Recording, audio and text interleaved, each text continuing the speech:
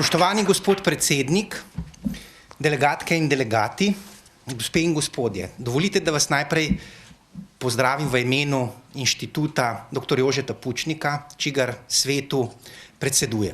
V svojem izvajanju bi se želel obrniti na problem krize in mladih v treh dimenzijah. Najprej v ekonomski, potem politični dimenziji in na koncu, ne najmanj pomembni, moralni dimenziji. Položaj mladih v državi je slab. Stopnja nezaposlenosti mladih v starosti med 15 in 24 let je 19%.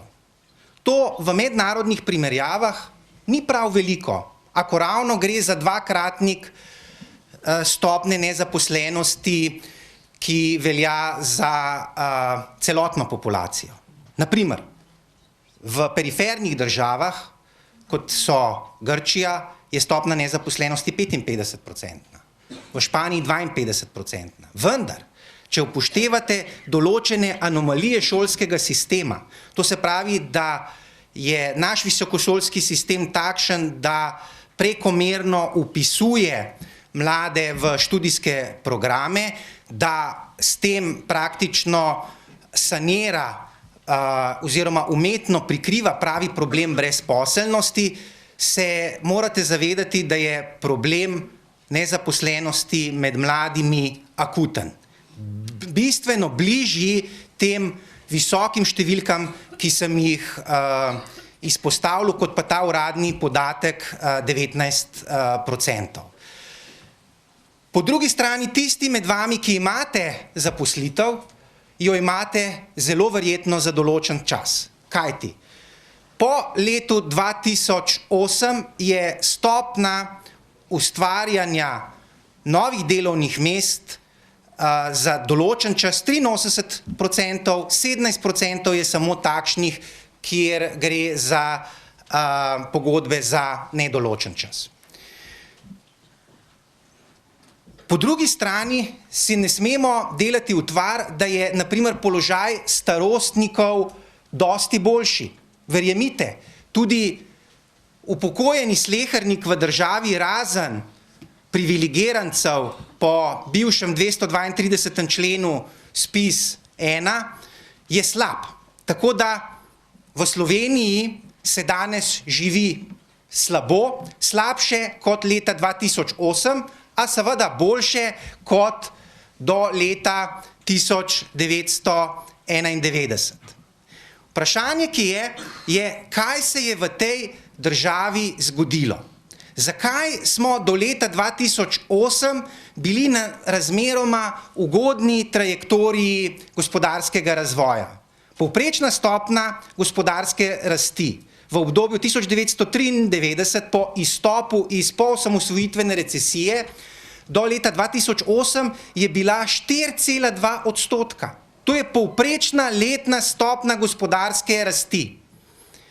Potem se zgodi leto 2009, leto gospodarskega zloma, minus 8,2% gospodarska rast in praktično ničelna gospodarska rast v letu 2010, v letu 2011 vstopimo ponovno v recesijo, trenutno smo že 6. kvartal v recesiji. Slovenija je postala stagnantno gospodarsko, depresivna ekonomija, brezperspektivna družba. Bolnik, evropski bolnik. Kdo je krivec? Poglejte. Če smo rekli, da smo do leta 2008 bili na pravi poti, lahko to ponazorim tudi z drugim podatkom, se pravi podatkom relativnega dohotevanja povprečja Evropske unije. Še leta 2008 je bil slovenski BDP per capita 91% povprečja Evropske unije, danes je samo 83%. Se pravi, smo v zadnjih 4 letih popolnoma zgrešili smer. Čemu to pripisati? Sam zmotni ekonomski politiki prejšnje vlade. Temeljila je na napačni anamnezi, ne samo, da tranzicijska levica živi v preteklosti, kar se tiče simbolov, kar se tiče čaščenja totalitarizma in zastav, ampak živi tudi v preteklosti, kar se tiče ekonomskih doktrin. Pahorjeva vlada je utemeljila svojo ekonomsko politiko na spoznanjih beograjske ekonomske šole. Kakšna so ta spoznanja? Zelo preprosta. Lako ćemo mi to, samo što nije. Ne? In to smo čakali 4 leta. Rezultat tega, te beograjske ekonomske šole je bil rast javnega dolga za 8 milijard. Leta 2008 je bila Slovenija druga najmanj zadolžena država Evropske unije s 23,5%. Gospodu Pahorju in njegovi KGB vladi je uspelo domala nemogoče. Več kot podvojil je javni dolg.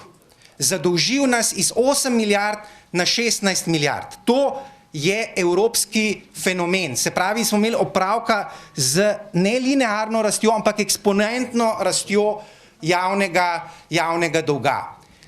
Ali se je investiralo? Ne. Ali se ustvarjala nova delovna mesta? Ne, kajti v tem času je število nezaposlenih se povečalo iz 60 tisoč, leta 2008 je bilo samo 60 tisoč naših sodržavljanov brezposelnih. Danes jih je 125 tisoč. Kljub temu, da se je javni dolg podvojil. In seveda ta javni dolg predstavlja izjemen problem za vas, mlade. Zakaj? Kajti obresti za servisiranje javnega dolga danes ob 53% oziroma 16 milijardah evrov znašajo 800 milijonov. Kaj je to 800 milijonov? Za beograjsko ekonomsko šolo sitnica, ne? Pa ni tako.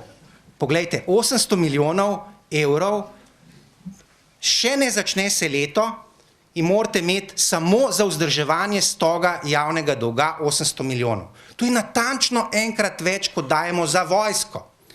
To je za 40% več, kot dajemo za visoko šolstvo. To je 50% več, kot dajemo za znanost.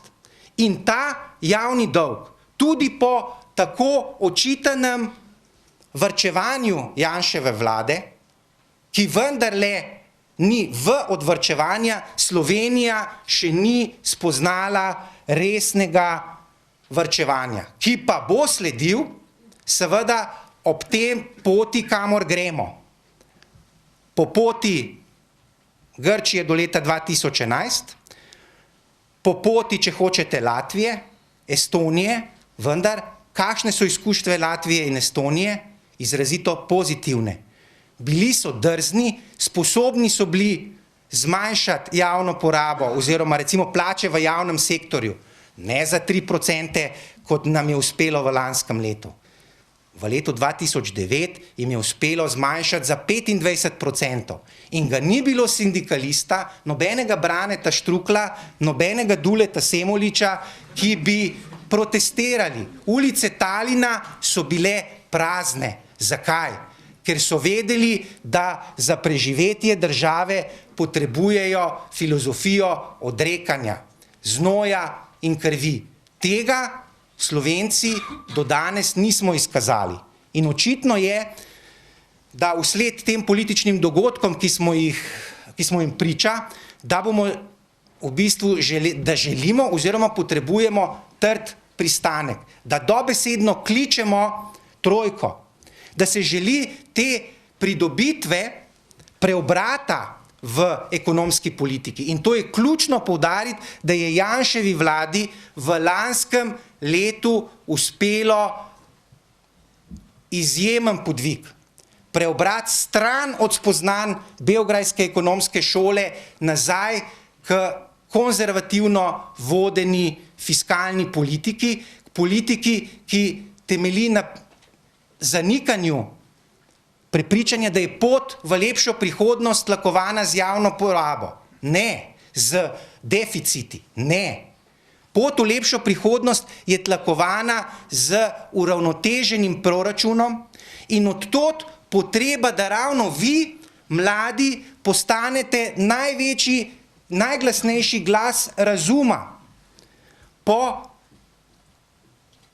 uzakonjenju oziroma vpisu zlatega fiskalnega pravila v ustavo. Zakaj?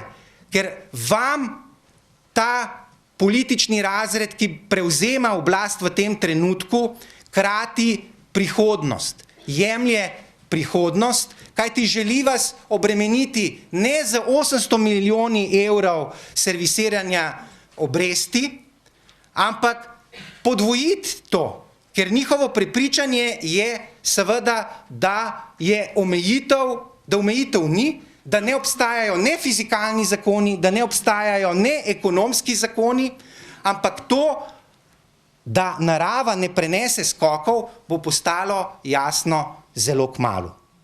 Skratka, Janševi vladi je uspelo, če mene vprašate, v lanskem letu več kot v prvem mandatu, ker je naslovila glavne probleme, se pravi zaznala problem prekomerne javne porabe, to, da smo vsak 5. evro iz proračuna, da je bil sposojen. To je preprosto nevzdržno. To ne gre. Danes je še vedno vsak 10. evro sposojen. Se pravi, ni nam uspelo, a uspelo nam je veliko. Uspelo nam je veliko, če pogledate države OECD in njihove izvedbe austerity paketov, so v povprečju države na poti v okrevanje zmanjšala proračunski primanjkljaj za 0,9 odstotne točke. Janševi vladi je uspelo veliko več. Zmanjšala je proračunski primanjkljaj za 2,5%. Od tod nekateri glasovi ekonomistov, da se prekomerno varčuje. Ne. V bistvu dohotevamo tisto, kar ni storila Pahorjeva vlada, kjer se je govorilo o vlakih, o retoriki semaforjev, v bistvu je bila pa to prazna retorika, naredilo se ni nič, medtem ko je Janševa vlada v tem času naredila veliko. Naslovila problem strukturnih reform, v lanskem letu je bila sprejeta pokojninska reforma, drugi teden sprejemamo reformo trga dela, naslovila je ključni problem slovenskega gospodarstva, problem slabih kreditov, ustanovilo družbo za upravljanje terjatev bank, sprejela zakon o Slovenskem državnem holdingu, skratka, izvedla obrat v ekonomski politiki. Konec leta 2012 se je zdelo, da je Slovenija na poti okrevanja, počasnega, a vendarle okrevanja. Zmanjšali smo proračunski primanjkljaj, izrazito pozitivni trendi so zaznani v tekočem računu plačilne bilance. Res je sicer, da je stanje na trgu dela zaskrbljujoče, da število brezposelnih narašča, da je država v recesiji, vendar s strukturnimi reformami, ki smo jih sprejeli, smo na poti okrevanja. Če ne bi bilo seveda političnega problema. In ta politični problem Slovenije je večplasten. Tisto, kar se je izkazalo, tako v krizi leta 2011, govorimo o politični krizi, kot v tokratni krizi, je problem volilnega sistema. Takšen volilni sistem, kot ga imamo, preprosto to državo vodi v prepad, vodi v politično nestabilnost, vodi v suboptimalno število parlamentarnih strank. Država z 2 milijonoma prebivalcev, 90-članskim državnim zborom, ima 8 strank. Absolutno prekomerno število. Poti iz te zagate je več. Ali uvedba dvokrožnega volilnega sistema, kar je misija nemogoče glede na nasprotovanje tranzicijske levice, vendar bi že morda z modifikacijo proporcionalnega sistema, dvigom parlamentarnega praga, naprimer na 6%, poskrbeli, da politični slepari in prevaranti, ki so zakuhali to krizo, tu mislim na Državljansko listo, na SLS in Desus, preprosto ne bi vstopili v državni zbor. To je ena dimenzija, se pravi, političnega problema. Volilni sistem. Absolutno potrebujemo spremembo volilnega sistema. Drugi problem, ki se nanaša na vas, je problem vendarle tudi šolskega sistema. V zadnjih 2 desetletjih smo na Slovenskem ustvarili generacije, oprostite izrazu, idiotov. Idiotov v antičnem smislu. Kaj je bil v stari Grčiji idiot? Nekdo, ki se ni zanimal za javne zadeve. Mladi, vaši vrstniki se ne udejstvujejo politično. Še huje, ne izkoriščajo pasivne volilne pravice. In te, ki ne izkoriščajo pasivne volilne pravice, so danes najglasnejši po tem, da je potrebno ukiniti parlamentarno demokracijo, da je potrebno ukiniti stranke. Govorijo o novoreku ljudske demokracije. Kaj pa je ljudska demokracija? V bistvu gre za popolno preobilje besedno, kaj demokracija je sama po sebi ljudska in je v izvoru demokracije v neki večji politični skupnosti, se pravi, če ne govorimo o velikosti mestne državice polisa, je lahko samo strankarska demokracija, parlamentarna demokracija. In zato so te pozivi vaših vrstnikov po ljudski demokraciji, po nekih alternativnih oblikah, po zavrnitvi te tradicije parlamentarne demokracije izjemno nevarni in jih je potrebno v celoti zavrniti. Slovenija je parlamentarna demokracija, imamo strankarski sistem in je udejanjanje političnih preferenc znotraj stranke nekaj najbolj naravnega. In zato je ključno seveda, da tudi SDM postane živ, bom rekel, organizem, preko katerega se pravzaprav obnavlja ta žlahtna tradicija parlamentarne demokracije. Seveda imamo v Sloveniji problem glede koncepta političnega. Prepogosto se je v zadnjih 2 desetletjih politika razumevala kot zasledovanje zasebnih interesov, kot politika brez romantike. Sam temu konceptu politike brez romantike oziroma temu modernističnemu, makiavelističnemu obratu ostro nasprotujem. Politika je skrb za javno dobro, je hkrati tudi seveda spopad idej in politika mora imeti nekaj tega romantičnega pridiha, se pravi, da soočimo ideje, da skrbimo za javno dobro, kajti vkolikor pristanemo na ta makiavelistični pogled politike kot ekstrakcije rent, kot zasledovanje zasebnih interesov, je rezultat, na primer za slovensko družbo, absolutno poguben. S tem seveda pomeni, da se vrnemo v antiko, v povezavo med etiko in politiko. Ta povezava se je seveda v času renesanse in modernosti prekinila.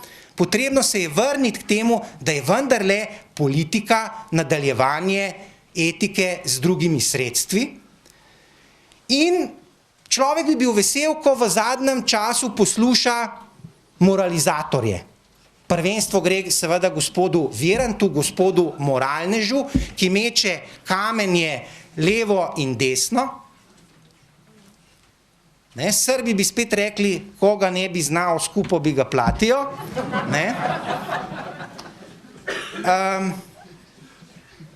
Če same besede pogledamo, so seveda hvalevredne. Resnično potrebujemo moralizacijo politike. Ne politizacije morale, kar počne ta isti gospod neprenehoma. Svojim previrantstvom, zveranjem in sleparstvom. Žali Bog, med dogodki v zadnjih 2 dneh napotujejo z veliko skepso. Nimamo opravka z moralizacijo politike, daleč od tega. Kako lahko interpretirate to, da Državni zbor za mandatarko imenuje osebo, ki je sleparka, ki je prevarantka, ponarejevalka, plagiatorka in dobi 55 glasov podpore. Kljub temu, da obstajajo ne mnenja nekaterih anonimk, ampak dejstva o plagiarizmu, da sta v osnova njene magistrske naloge 2 dokumenta, in sicer akt o ustanovitvi JGZ Brdo in strategija JGZ Brdo. Kako je lahko v članici Evropske unije leta 2013 za mandatarko imenovana takšna oseba? Ko imate primer na Nemškem z bivšim obrambnim ministrom Karlom Theodorjem zu Guttenbergom ali pa njegovo kolegico Anete Ševan nedavno, ki sta morala zaradi plagiarizma odstopiti. Ali pa madžarskega predsednika Pala Schmidta. Plagiaristi v Evropi odstopajo. V Sloveniji, zanimivo, ne. So imenovani za mandatarja in z veliko verjetnostjo imenovani tudi za predsednico vlade. A če boste odprli dnevno časopisje, jaz sem z velikimi očmi in pričakovanji 28.2. odprl Delo. Odprl Dnevnik. Ne duha, ne sluha o plagiarizmu. Danes na 3. strani Sobotne priloge Ali Žerdin, ki sodi v cvetober slovenskega novinarstva, v bistvu sicer naslovi problem plagiarizma, vendar z nekim popolnoma nerelevantnim citatom gospe Trbovčeve in skuša ekskulpirati gospo. Ne naslavlja pa ključnega problema, da je minimalno 7 strani njene magistrske naloge prepisane, verbatim. In za takšne prestopke se v državah Evropske unije odstopa. Očitno samo v Sloveniji se za take prestopke nastopa na funkciji. No, to nas ne sme presenetiti, glede na to, iz kakšne politične skupine gospa prihaja. Tako da je na vas, mladih, da zavrnete takšno politizacijo morale, da rečete ne previrantstvu in da resnično primete tudi naše politične nasprotnike, kot je predsednik SD-ja, gospod Igor Lukšič, ki govori o potrebi po očiščenju politike. Da, potrebujemo očiščenje politike, vendar naj tranzicijska levica končno začne enkrat čiščenje pri sebi. Hvala.